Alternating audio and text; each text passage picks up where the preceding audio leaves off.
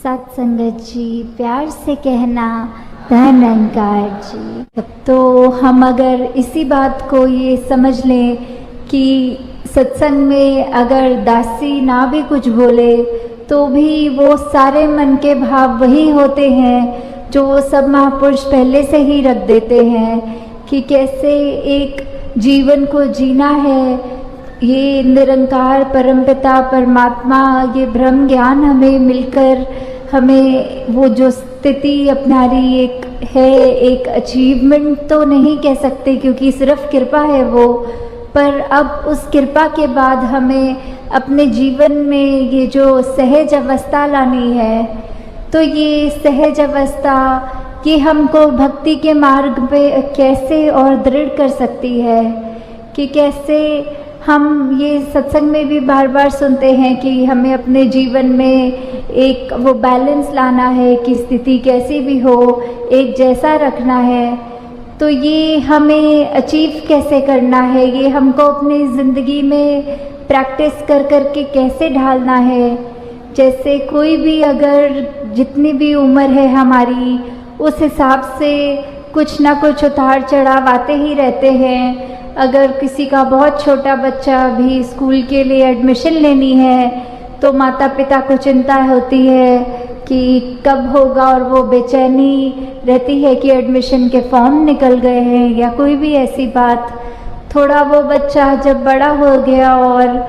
तो पढ़ाई में एग्ज़ाम्स नहीं हो पाए, पढ़ाई में ध्यान नहीं लग रहा, ऐसी और कितनी और बेचैनियाँ आती हैं। और जब बच्चे थोड़े और बड़े हो जाते हैं स्कूल कॉलेज के टाइम में, आजकल तो बच्चों की ये देखी गई है हाल कि अगर कभी दिल भी टूटता है तो अपने आप को बिल्कुल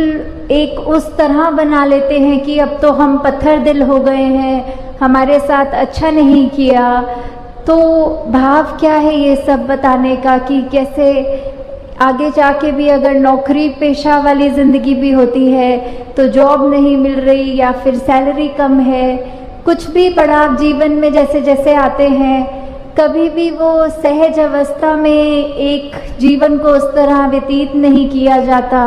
और यही मन के भाव रहते हैं कि काश ऐसा होता तो ज़्यादा बेहतर होता।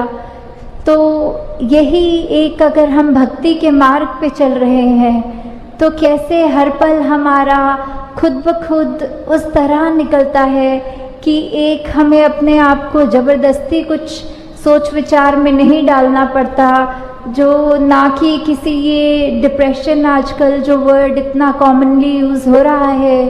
कि हम अगर सचमुच प्रभु परमात्मा निरंकार से हर समय जुड़े हुए हैं तो कोई भी दुनियावी रूप का दुख हमें उस तरह दुखी नहीं कर सकता और कोई भी स्थिति हमको इतनी सुखदाई भी है तो उसमें भी बहुत ज़्यादा खुशी का एहसास नहीं होता। तो आज सुबह की ही घटना की दासी के पास एक बहन आई और बोली कि उनका 13 साल का एक छोटा बच्चा वो ब्रह्मलीन हो गया है। तो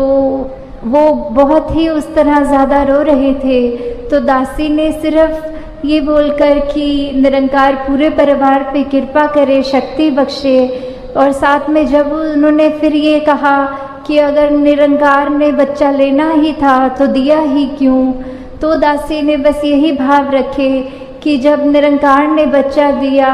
तब तो आपने शुक्राना किया था, तब तो सवाल नहीं किया था कि ये बच्चा दिया क्यों। और अब जब वही शरीर भी निरंकार का जो पहला प्रण होता है, तन मन धन निरंकार का है, तो वही निरंकार की वस्तु जब निरंकार ने दी और जब चाहे निरंकार ने वो शरीर ले लिया वापस, तो हम उस सहज भाव में क्यों नहीं रह पा रहे। तब हमारे मन में इतनी उथल पुथल क्यों हो रही है कि जब एक अगर हमारा ज़िंदगी का जो मकसद है ये ब्रह्म ज्ञान प्राप्त करना,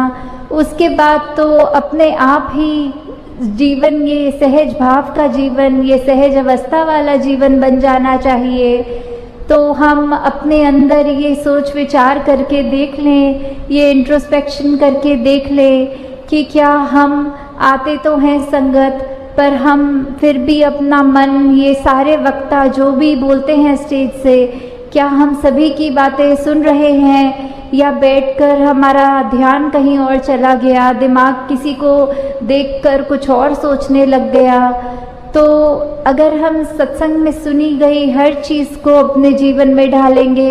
ये निरंकार का आसरा लेंगे, तो अवश्य ही ये सहज रूप में ज़िंदगी इतनी आसान लगने लग जाएगी कि बस एक तरह, जैसे कहते हैं कि हम पानी में अगर फ्लोट कर रहे होते हैं तो कोई वो मेहनत नहीं लगती, बस अपने आप बहते ही चले जाते हैं, सब काम वो पानी ही करता है। तो वैसे ही जब इस निरंकार में जीते जी हम भ्रमलीन हो जाएं तो वो सहज अवस्था हमें सही मायने में मिलती है। तो हर पल हमें अब कोशिश यही करनी है, चाहे हमारी कोई भी उम्र हो, कहीं से भी आए हों, कुछ भी हमारे जीवन में चल रहा हो, हम किसी भी बैकग्राउंड के हों,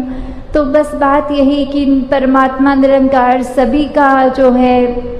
वो हम सबके लिए जीवन में जो कर रहा है हमको और बेहतर करने के लिए ही कर रहा है। और इसी प्रकार हर पल ये शुक्राना तभी किया जा सकता है। तो दाता हर सभी पे कृपा करे कि ये सहज अवस्था वाला जीवन हर एक के हिस्से में और आता जाए, हर पल और इस निरंकार के रंग में सभी रंगते जाए। में अगर हम अपना जीवन बिताएं तो वो ही जीवन हमारे लिए एक बहुत ही हमारे अच्छाई के लिए हमारे साथ आगे बढ़ेगा। तो जैसे अभी बार बार जिक्र भी हो रहा था कि ये शहर तालों के साथ जुड़ा हुआ है, कि यहाँ के बहुत ही मशहूर है ताले। तो कैसे कोई महात्मा ने भाव रखा कि हर ताले की चाबी की बात होती है, और कोई महात्मा ने ये भाव रखे कि ये मन में अगर ताला लग जाए तो फिर जो भी गलत भाव होते हैं ये मन में ही वो घुस ही ना सके।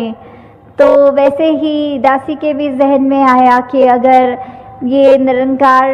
जो है वो हर ताले की चाबी है, हर समस्या का हल है, कि कैसे हम अगर किसी भी चीज़ में पढ़ें, अगर हम ये मान के चलें कि आज के युग में अगर दुनिया में देखें तो जंजीरें बहुत हैं, और ये जंजीरों पे अपने अपने रंग के ताले लगे हैं, कहीं पे जात पात के ताले लगे हैं, कहीं पे और ऐसे जो जकड़ के एक अपने आप को हमने बांध लिया है। हम हर एक में ये परमात्मा नहीं देख पा रहे, हम हर एक को अपने आप से नीचा देख रहे हैं। तो ऐसे जो भी द्वेष भाव हमारे अंदर आ रहा है, ये जंजीरों के तालों को अगर ये ब्रह्म ज्ञान रूपी चाबी से हमने खोल दिया, अपने आप को, अपनी रूह को आज़ाद कर दिया, तो दातार उस तरह भी सभी पे कृपा करे कि जैसे ये शहर का नाम भी अलीगढ़ है, तो ये जो अली का जो गढ़ है वैसे ही हमारा मन बन जाए, जिसमें ये परमपिता परमात्मा, ये अली मौला, ये गॉड, ये इस तरह बस जाए, निरंकार पल पल हमारी ज़िंदगी में इस तरह शामिल हो कि फिर हम एक अपनी जीवन में ऐसी खूबसूरती ला सकें अपने आप के अंदर, और जिसके भी हम संपर्क में आए उनके अंदर। पर शुरुआत हमें जो करनी है वो अपने अंदर से ही करनी है कि कैसे हम अगर प्रतिदिन ये निरंकार का एहसास करेंगे, सोचें कि हमारा मन साफ रखना है, हमने ये महान जो हमारा विश्वास को एक अटूट बनाना है, उसको करने का सिर्फ एक ही तरीका है कि हम मन से इस निरंकार के साथ जुड़े रहें। और उसको और मजबूती देने के लिए ये सत्संग का भी जो आज आयोजन है या करते हैं, उसके पीछे बात सिर्फ इतनी है कि हम ये एहसास कर पाएंगे, हम अपने लिए, अपने समाज के लिए, ये एक यूनिवर्सल ब्रदरहुड की जहाँ बात आती है, वासुदेव कुटुंबकम की बात आती है, ये उसी तरह हमने कैसे अपने आप में एक जो यूनिटी की बात आती है कि चाहे कितने भी भिन्न भिन्न दिखते हों, ये अंदर से एक होना वाली बात। तो साथ संगत जी, धन निरंकार जी।